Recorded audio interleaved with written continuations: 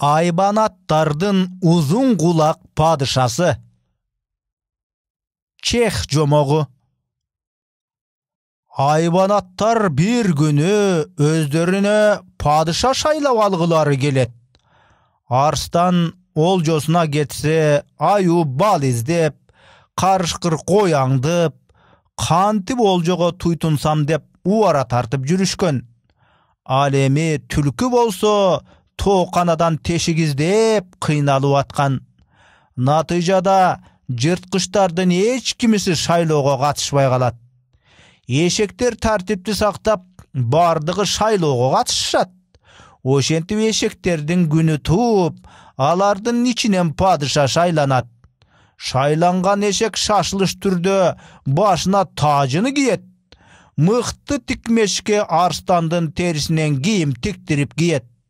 Эшектер менен сүйлөшпөй, качырларды тоготпой жалаң аттар менен жүрүп калат.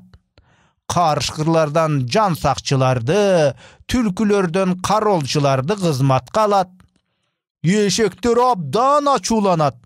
Эртеби кечпи бизди эстейт деп үмүттөнүшөт. Караса андай болчудай түрү жок. Алар нааразычылык билдире башташат.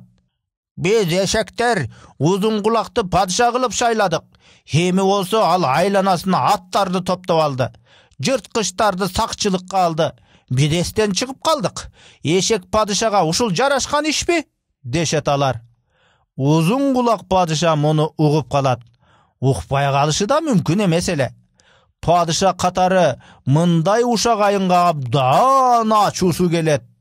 Арстан терисинен тигилген тонун, тажысын кийип бардык эшектерди топтойт. Урматтуу эшектер деп сөзүн баштайт. Бул убакка чейин эшектен падыша шайланчу эмес эле. Бизге чоң оомат келди. Мындай жолдуулукту кандай сезбейсиңер силер? Силердин ичиңерден чыгып арстанды, жолборсту, карышкырды, түлкүнү башкарып жатканга сүйүнбөйсүңерби? Андан көрө мага жардам бербейсиңерби? Баарыңар акмаксыңар. Өзүңөрдү гана ойлойсуңар. Мен болсо силерди да ойлойм. Оюм түз.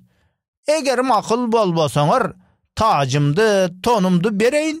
Падышалыгымды таштап силерге кошулайын. Эшектер таң калып карашат.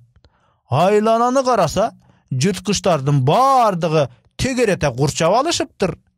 Бул жерде сен начар падышасың деген эшек чыгышы мүмкүн эмес эле. Эшектердин баары узун кулак падышаны алкышташат.